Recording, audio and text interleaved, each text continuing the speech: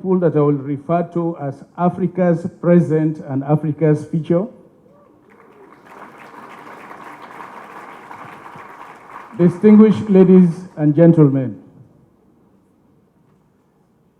I am here representing the people I will refer to that bear the greatest responsibility, and that is the political leaders, the presidents. We have just a few seconds ago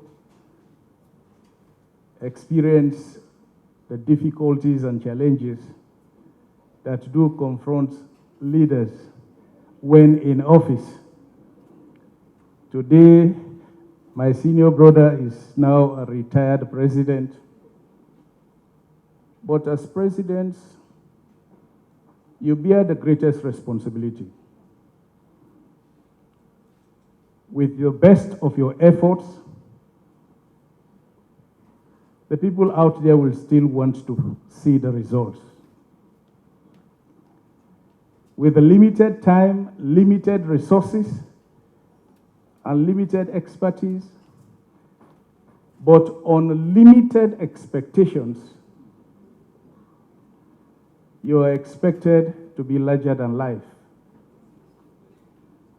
When there is drought, we blame it to the president. When there is flood, you take responsibility. When there is Ebola in your country, they ignore the past gains that you have made. And when the youth graduate from the universities, they want jobs, they want opportunities, even when you have limitations. I hold no brief for presidents, and what I will be saying here this afternoon is a story of what has happened in Sierra Leone, but it also represents the changes that are occurring in Africa. And therefore, Mr. Chairman, let me begin by commending Mr. Tony Elumelu and his dear wife for creating this great opportunity for Africa's young entrepreneurs. I applaud your initiative to bring together political and economic leaders to work towards widening the sustainable economic development in the continent. And we have experienced the exchange between a political leader and a business leader. That tells us the new story of Africa. You've also worked on tapping the business talents of our young people and to create an enabling environment for Africa's entrepreneurs. I am honored to be part of this revolution of self-reliance and innovation in Africa. Our continent is richly endowed with natural resources. It holds more than half of the world's gold, more than 40% of its platinum, and vast deposits of copper, diamonds, and iron ore. Large new oil and natural gas fields are being discovered on a regular basis across the continent. It has enormous energy resources and 60% of the world's uncultivated arable land. But the new African thinking is not about extractives alone.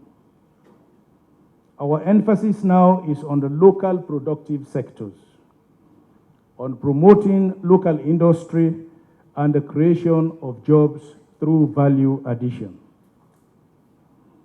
This new thinking requires innovation. It requires a shift to processing of our raw materials. It is a call on entrepreneurship and a sure path to inclusive and sustainable development. This is the path Tony Elumelu Foundation has boldly taken. It is a vision that resonates with the new African development agenda. Distinguished ladies and gentlemen, Africa's rapid economic growth, unprecedented political stability, and a young and increasingly middle-income population mean that our continent is at the cusp of a promising upturn. We are the emerging market story of the next decades. This is the time to move in, to expand, to take the lead and support domestic investments to be the stimulus of Africa's economic development. It is a challenge to all Africans, particularly our young people. This is a clear indication that if provided with the opportunities and enabling environment, our young people are willing and ready to take their destinies into their own hands. It is our duty as political and business leaders to continue to work together to eliminate the roadblocks that slow development investments in Africa. It is our call to simplify business regulations, taxations, and land registration.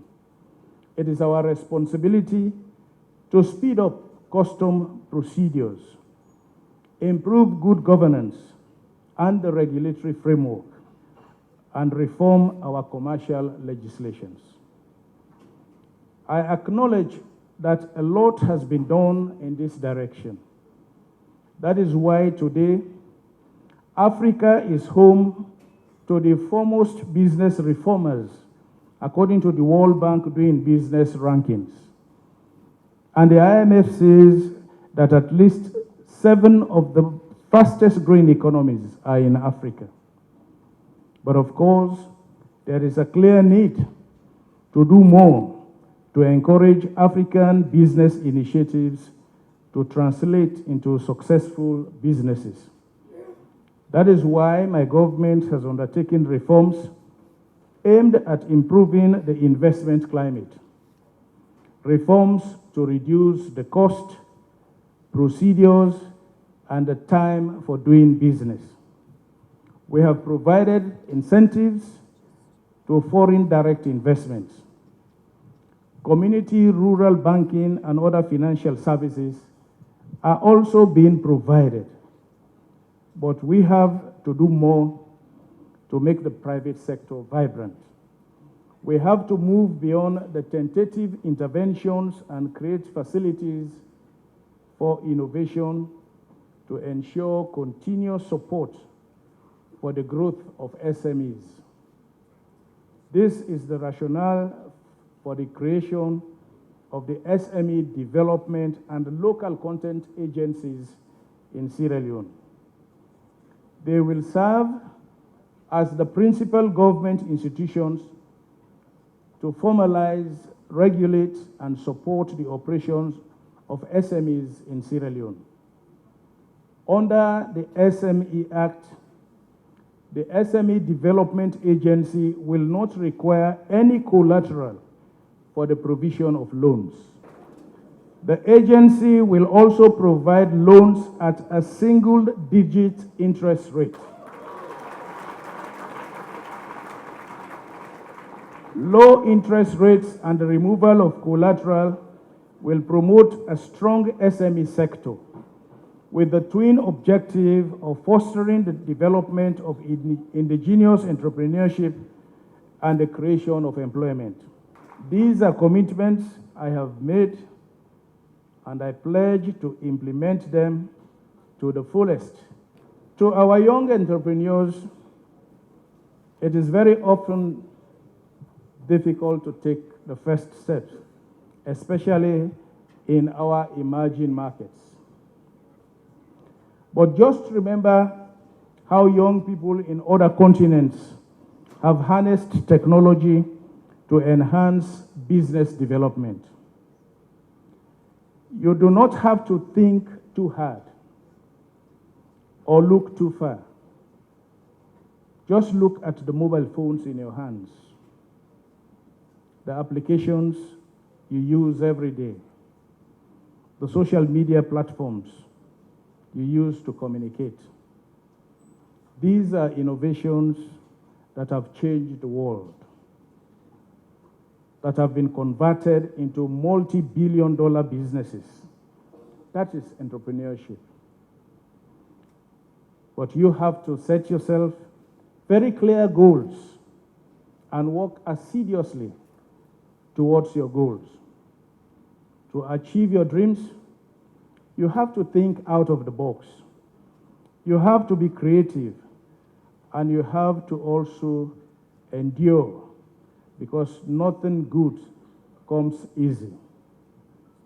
You should therefore be prepared to stumble and to fall, but that must not stop you from picking yourself up and continuing with even more passion, energy, and zeal. You have already shown that you have the talent. You must also demonstrate the stamina and the determination to persevere and attain the fullest realization of your dreams. There are many sectors to explore: agribusiness, telecommunications, and the ICTs, tourism, and the service industry provide unlimited opportunities. Be part of the revolution of self-reliance and innovation in Africa. To Justina Weeks and to all of this year's awardees, a hearty congratulations. I hope that among you, we will have the new Tony Elumelu in Africa.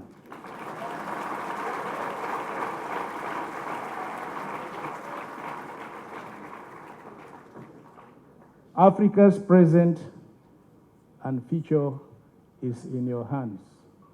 It's in your energy, your imagination, and your creativity. And Africa looks up to you for a brighter future.